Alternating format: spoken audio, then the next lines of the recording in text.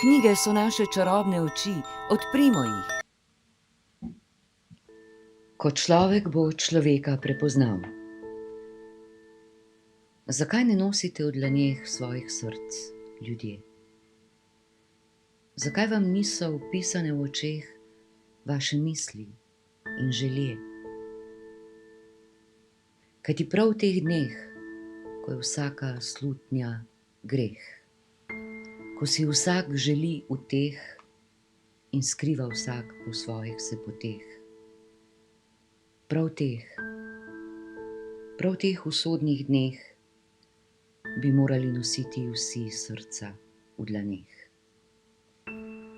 In kadar bi se zavedali, kaj naš up velja, kaj velja naš težki boj,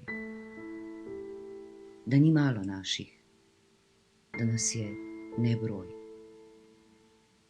Ljudje, če v vaših bi očeh razbral, po kakšnih hodite poteh, in če vsakdo od vseh srca na dlan bi dal, da človek bi človeka prepoznal,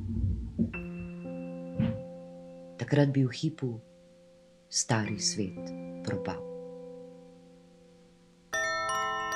Svetovni dan knjige, noč knjige in knjižni sejem na zraku 22. in 23. aprila po vsej Sloveniji in drugod po svetu.